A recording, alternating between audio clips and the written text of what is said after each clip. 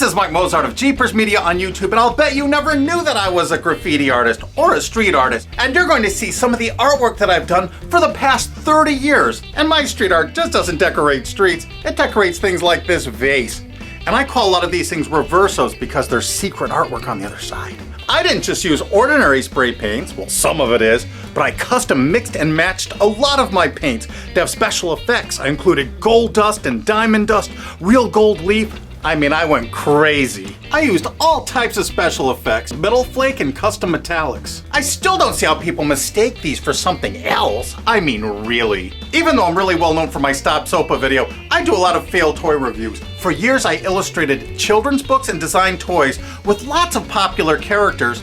Not these, because these aren't the characters. That's not the Roadrunner. It's obviously a duck-billed dogicus.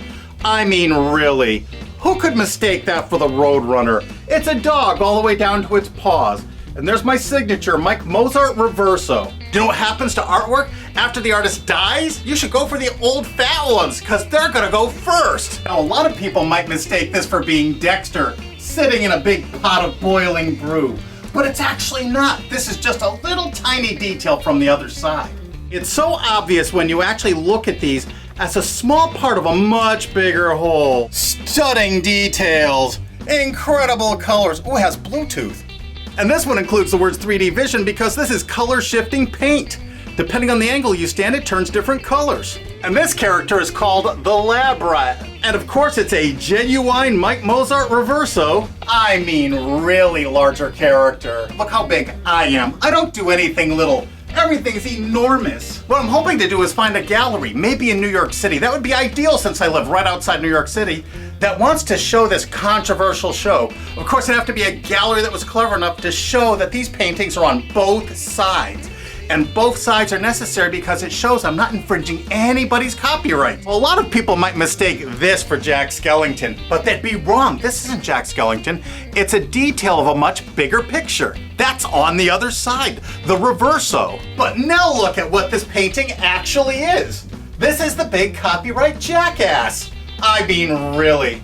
Who would mistake that for Jack Skellington now? And I'm not the unknown artist. Search Mike Mozart in quotations on Google. There's a million hits for me, or my company, JeepersMedia. And my next Mike Mozart Reverso is one of the orneriest, craziest, shooting up characters in the whole world. It's not actually Yosemite Sam. How could anyone mistake Euduckimus for Yosemite Sam? And what do we have here?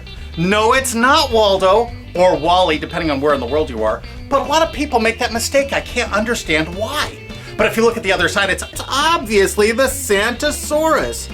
I mean, what else could that be? This is obviously not Marvin the Martian, and I use lots of found real objects that would have been found outside on those original brick walls. I still can't see how people mistake these for something else. I mean, really. That's actually a gigantic butterfly.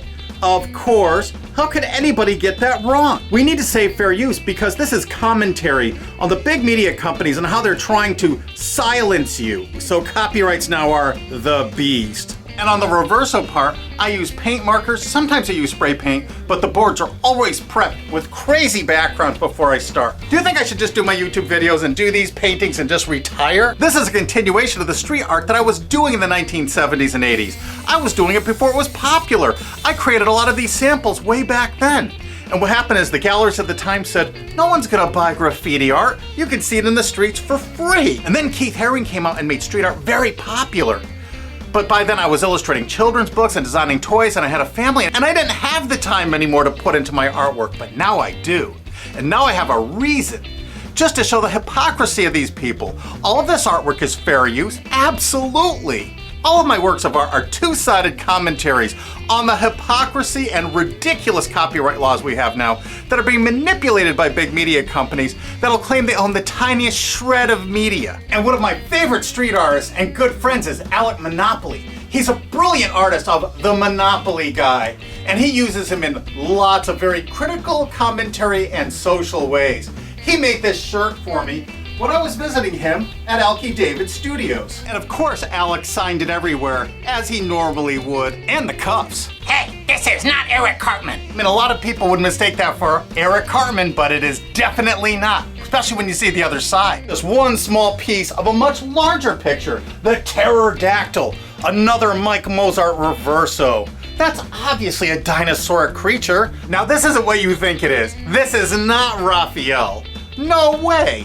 This is just another little detail of a much bigger picture. Obviously a big swamp alligator. There is no way you could confuse that with Raphael. Cowabunga, dudes! This is obviously not SpongeBob and Patrick. Why would people make that mistake? The other side shows they're completely different characters and creatures altogether. It's a big pink sea anemone and some weird undersea fish being attacked by an even bigger fish. And Mike Mozart's Reversos aren't just graffiti art on wallboard, they're also incredible vases. They're also, this is not Scooby-Doo. If you saw the other side, you would see it's not. This is another Mike Mozart free to re-upload anywhere on the internet you wish video, or you can click this remix button under the screen and you can re-upload it to your channel and the views will count on your channel. How can you beat that? Help me spread the word. Mike Mozart Reversos are also on a lot of antique clocks. I especially like the original George Nelson clocks for Herman Miller. I turn them all into Reversos. This is one of my next projects. And this beautiful vintage Danish modern clock by Humanoff Design is going to become another Mike Mozart Reverso. I hope you enjoyed all this artwork. You're welcome to share this video anywhere on the internet or hit that remix button under the screen and share this with your friends on your own channel. I also made a lot of pictures. I made over 120 of these. Most I've given away. I still have at least 27. That's my homage to Keith Haring, which I was very proud of. I made that in 1990 and really loved it. And here's a little bit closer look at the Keith Haring picture. I used all kinds of, what at the time, revolutionary painting techniques. And I kept a little leather-bound book and I kept track of all those techniques. And I'm going to bring them all back in a lot of new pictures. So please, share this video anywhere you can. If you know someone who owns a gallery, great. Send them a link to this. I really appreciate it. Thanks again.